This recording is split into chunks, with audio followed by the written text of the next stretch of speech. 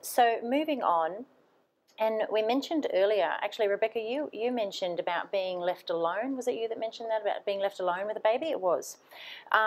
You know, if that's the case, are photographers required, or do you think, you know, what are your thoughts around them having sort of a working with children check? I know in Queensland it's called a blue card, and then in New South Wales it's called something else. I'm not sure what it's called in the United States, but it's usually a working with children check.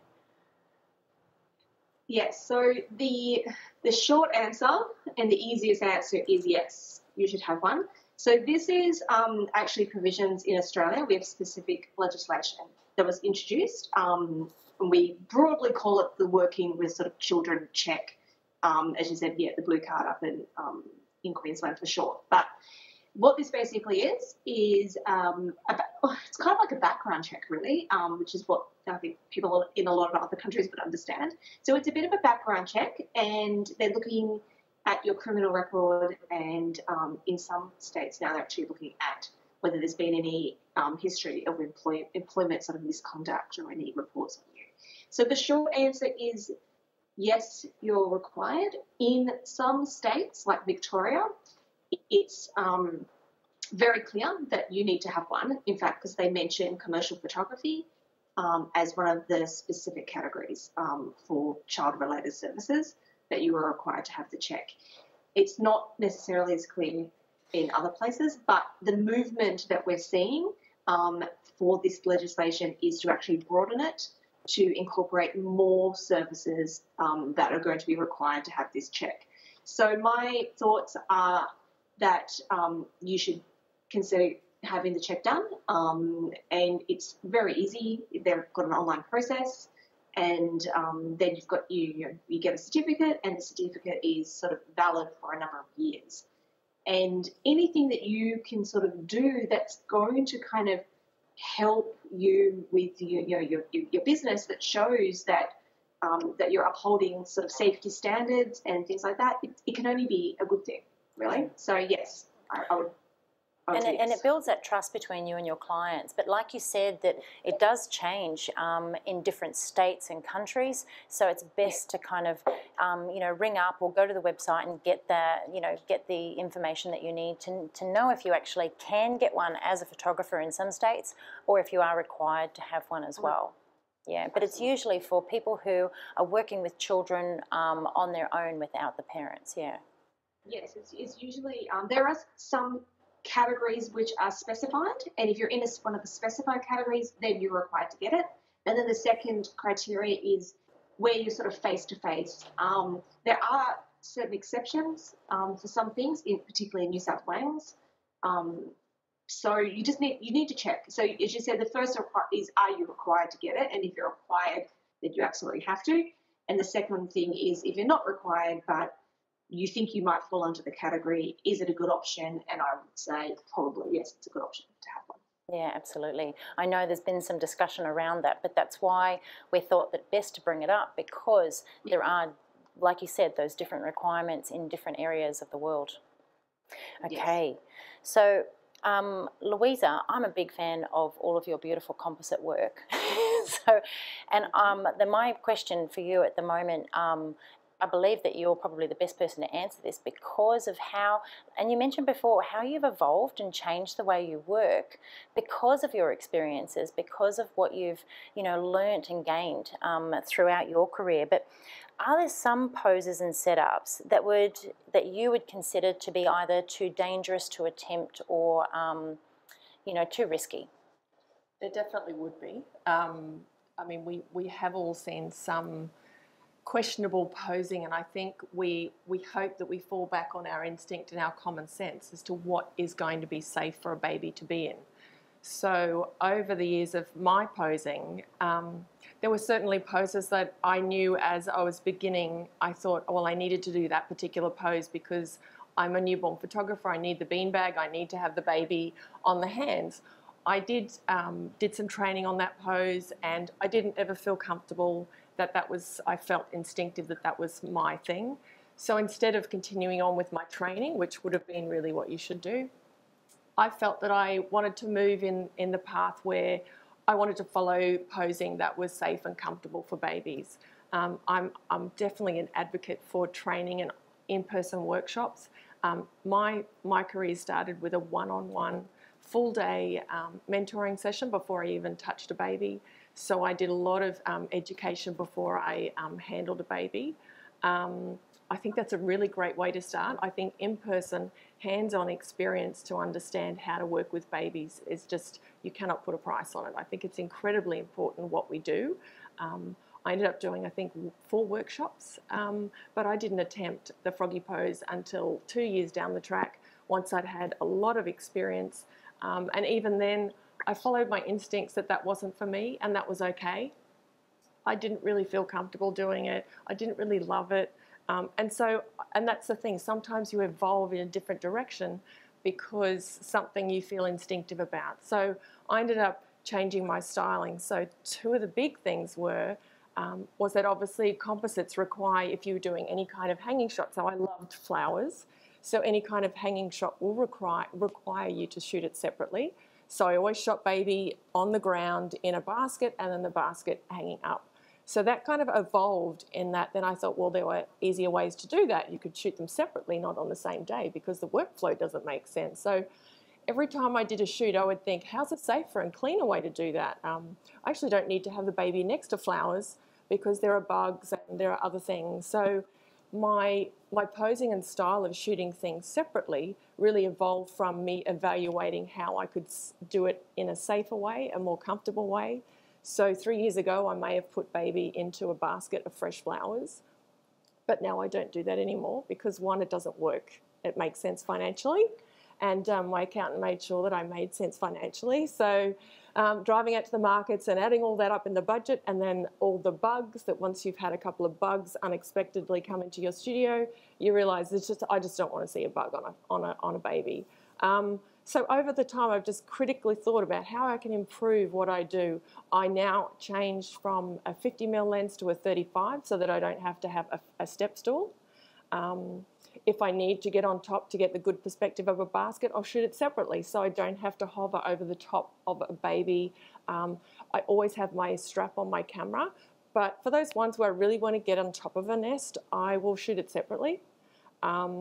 So I changed my lens so that I could actually get up without a step stool. I don't use ladders for any reason in my studio, and I keep them separate. So when I want to do big, elaborate setups, I will shoot it separately so that I don't actually have to waste time with the baby. So that was part of what I loved about evolving the composite, was that I didn't want to relinquish my desire to want to have my creative elements that I would throw in with the baby, but I started to evaluate and think, well, I was actually wasting time and maybe putting the baby in situations where they were in something for too long because I had to figure out how I was going to get it in camera. But for me, I wanted to separate those so that then I could just shoot the baby separately, beautifully and comfortably, and then put them into the setup later. So that was where that came from. And it works exceptionally well. And babies and parents love to see their baby. They actually love the process. So when I have parents coming into my studio, that can actually pre-pick things. So they can get a better idea of if they want this floral setup, then they can actually say that's what I want rather than having to kind of have a random surprise. So I like that they can actually pick something that I can actually deliver. As long as I can shoot them in a cream setting, I can get them into that nest. So I actually make it a fun conversation with parents. So going back to you saying that when you're talking to them, I start the conversation. I say a lot of what you see today will be about making your baby really safe and comfortable. If your baby presents that they don't really like a certain pose, I will move on to other things. This is simply because I really want your baby to not be disturbed too much during the session. And I said, I'll surprise you with those things afterwards because I separate all the creative elements to shooting your baby so that we can really focus 100% of my time on your baby, and I worry about the creative stuff later on. So I do simple setups still with baby in them, but I do the elaborate setups, I keep it separate. Yeah, I love that because it's so good to know how you do it and where that thought process came from, because I know that a lot of new photographers entering the industry, they see experienced photographers share their work and they assume that they're getting those shots in camera. So, you know, knowing that if something looks challenging or is challenging or appears challenging, that there's actually another way around creating it, and you're working smarter, not harder, and saving so much time. And there's no prize for getting it in camera. Well, I mean, obviously there are for awards. But I think sometimes, we as photographers, we kind of let that little ego on our shoulder say, oh, but you're not doing it the right way because it's not out of camera. But what are we doing? We're providing families with beautiful photos of their baby in a really convenient, comfortable, safe setting. And so if there is a way of accomplishing that while doing it, but without that little thing on our shoulder saying, but you didn't do it, you know. So it's okay to say, I'm actually going to choose the way that is convenient. As I said, I spend more time now with the babies, and I feel like the composite aspect of photography allows you to actually, I feel like I've had a better reconnection with the newborn rather than the stuff. So I feel like it's kind of taken me back to really enjoying a very clean, basic session, and then I add the stuff later. So the session's more about the baby and less about the stuff, if that makes sense. Yeah, no, absolutely. I love that. You know, I think our motto basically today would probably be, listening to all of you, that no shot is worth the risk or the safety or the comfort of a newborn baby. Completely agree. No matter how much the parents want it or artistically you think it's the right thing, you need to think about the baby first. Everything else comes after. Yeah. I see a lot of people come into my group and they might say, oh, I've had the worst session, or I didn't get what I wanted, or I only got this. And you know what? It's okay if you don't get it, because at the end of the day, you've got to recognize, like everything Louisa was saying about identifying, you know, a baby's, how they're presenting, or if they're uncomfortable, and looking for those signs and being led by them, because it's just not worth it. You don't want a client to walk away from a session and feel like that, you know, you've made them feel uncomfortable because you were more concerned about getting that shot than the welfare of their baby. And I mean, we should undoubtedly all walk into a shoot and treat those newborns exactly the way we would expect someone to treat our own.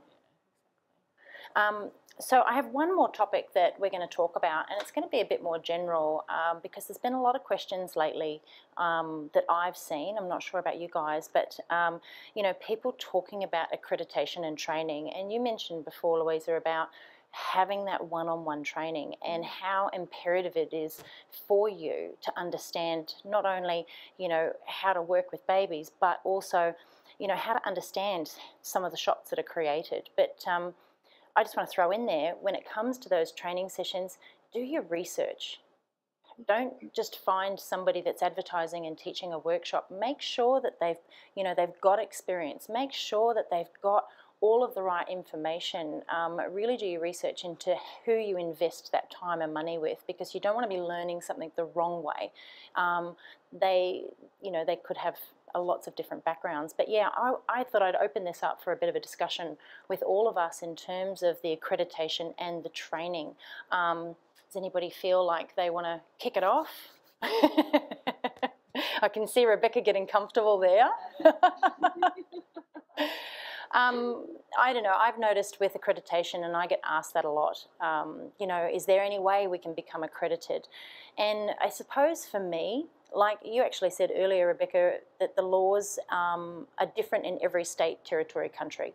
So when you talk about an industry that's unregulated, like the photography industry, and that training, and a lot of training is now online, it's very hard to accredit someone in another country. But it's also, and anyone can jump in here, feel free, but it is also something that it could actually, you know, have some liability attached to it, because if I was to say, you know, give a group of photographers accreditation online for something, and then something happened later on down the track to them, am I, or potentially could I be, liable because I accredited them to being safe in their practices? So they're my concerns. Yes, if I was your lawyer, I would be worried about that too, to be honest with you. And normally when we see something like accreditation, it's normally by an organisation or an entity as opposed to accreditation by, a person or an instructor. So it does actually concern me a little bit that anybody can just pick up a camera and start photographing newborns, because as we've seen today, there are a lot of things to consider. There's a lot of safety issues to consider. And so I do think that the idea of having, some sort of accreditation, or at least some sort of course or something that people have to do before they can just run a business and handle newborns is definitely something we should be thinking about. Yeah, absolutely. That training is a must.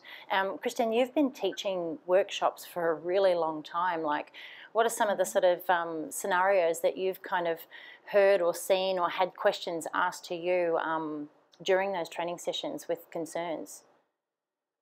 I think the biggest thing is, a lot of people are concerned about specific poses that they've seen online, or that they've seen pullbacks of babies not being supported, so on and so forth.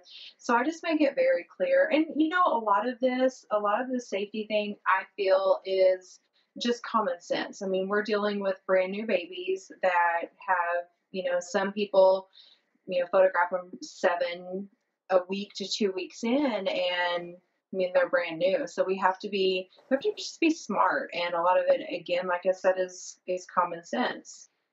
Yeah, absolutely.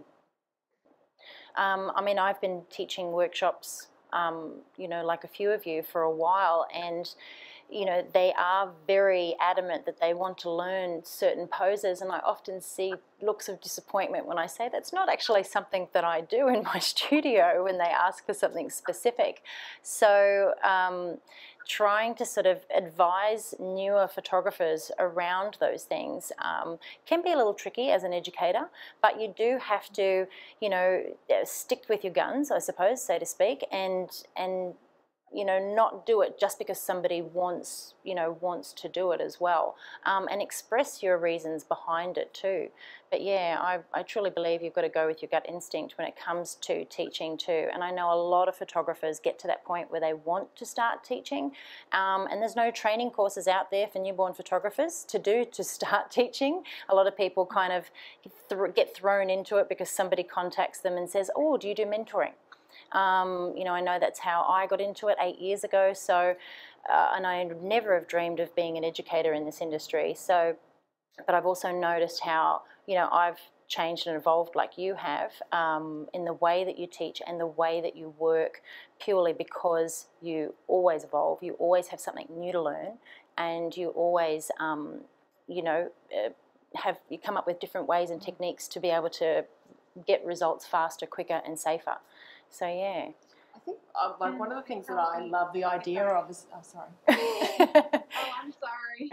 Is that having access. I think a big thing in our industry, just because it is. You guys are on the opposite side of the world from me right now, but we have this ability to communicate with each other, which I think is so amazing. But also, I think too, with social media and the ability that we have to see everything whenever we want, I think the trends in the industry play a big role in how photographers like they see a new trend evolve and they want to do it. So they may not necessarily know how to do it, but they try to do it anyway. So I think that's really important too, to stay true to your style, like you were saying, Louisa and Kelly, how your trends evolve. It's so hard as a creative person to not get caught up in the trends. So my main thing is, if you're not comfortable and you don't know 100% how to do it safely, just don't attempt it. Yeah, absolutely. And tell that to the parents, especially if they're coming in with a phone full of screenshots. That's not something I've attempted before. I don't feel 100% confident at trying that, or, let them know that that's not something that you feel that, is necessary to take away, basically. So, yeah. My only thing that I was going to add was I thought that because we have this amazing access, that it would be wonderful that, from all this conversation, that we could develop something that allows us to, provide a really central place where people who are just starting out can come to get a little bit of this information that we are sharing. Like, where do you go to get the safety list, or where do you go to get this? Because we're all doing it, and then the person who's online in India might not get that little bit of information. But I think we're so savvy and we're so accessible that it would be great if somehow in this conversation we could lead towards getting somewhere where that if someone said to me, oh, how do you do that pose? Well, if you hop on over here, this will give you the do's and don'ts on that pose. Or I think there's a level of creativity that obviously can be on online learning and education. But I think if someone was to say, I want to do that pose, but what are the safety concerns with that pose? And that could be really accessible easily, and we could send people there. Absolutely. And I think, you know what, as a community, I remember when I first started out in newborn photography, it was tough to find information. No one actually wanted to share their knowledge or their information because it was very competitive. There weren't many people doing it 12 years ago, and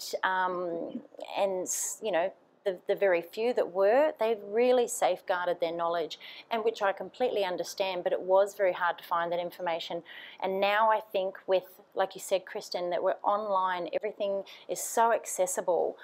I want to call for newborn photographers to actually really start and support one another and work together and share the information. So, you know, if Kristen's got something that she's teaching, which I think is of value, I'm going to tell people. And it's the same with all of us. You know, we need to start supporting each other and helping new photographers, because this is how we're going to make our industry stronger and better, with that knowledge and the sharing of it. But, you know, we've said so much today that, God, it's been such an incredible amount of information that is invaluable to our genre and our industry. But yeah, I really do want to call for that coming together to create that community that does support one another and wants to see each other achieve, you know, the results that they're looking for, and encourage people to follow their passion and their dreams. Safely. Absolutely. Does anybody else have anything else to add there? So we've actually had a few questions come in from our online audience. Thank you so much for sticking around and joining us. We hope you've got some really, really brilliant takeaways from this panel. I know I have, because you can never learn too much, and there's always something new out there. So I'm just going to throw a couple of questions out from our online audience, and if anybody here feels like they've got an answer, go for it. This is from Chris Majorov. Hi, Chris.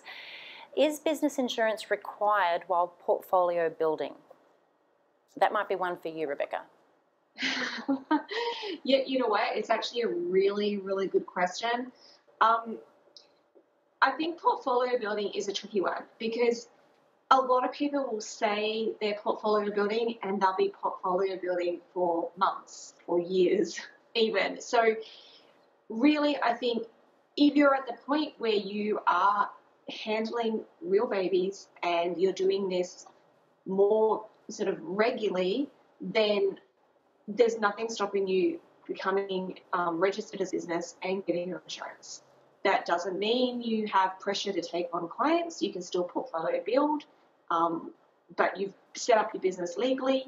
You have, acquired your insurance. So if anything goes wrong, then you've got your insurance, because you're still handling babies, and so if there's an injury, you could still be open to legal proceedings.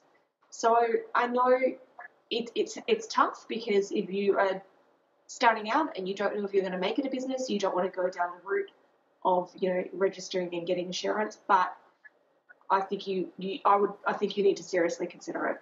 Yeah, absolutely. Great answer. All right, we've got another question coming in. So amazing to see all of this pop up. And all right, we got a long one. Hi, Jamie. I have a medical question. What should we be aware of to be sure airways aren't restricted, especially in preemie babies? I had a mum tell me in her preemie twins we had to be careful of airways, and I wasn't sure what specifically to be aware of in this regard. So Amanda, that's probably... Yeah, definitely. I touched on it a little bit earlier, but basically premature babies, or newborns in essence, but premature babies more so, have not a lot of tone. And so I guess what she probably would be talking about there is being careful of airways slouching down on each other and kinking off their airway and affecting their breathing. So you need to be really careful that they've got a nice clear airway when you're posing them. I think sometimes when you're laying a baby in a prop or a basket, make sure that their head is posed so that they've got a nice clear airway. I think that would be what she was trying to cover. They just can't sort of a more robust term baby in such might be able to sort of bring their own head back if they're feeling uncomfortable, but with a preterm baby they won't. They'll stay slumped in that position, so you need to be really careful with trying to maintain their airway. Yeah, absolutely. Yeah. And well, I mean, I don't know about you guys, but whenever I put my chin down on my chest, it's uncomfortable and hard to breathe for us as adults. So when you're talking about a baby that doesn't have that muscle tone and ligament tone, absolutely. All right, we've got another question.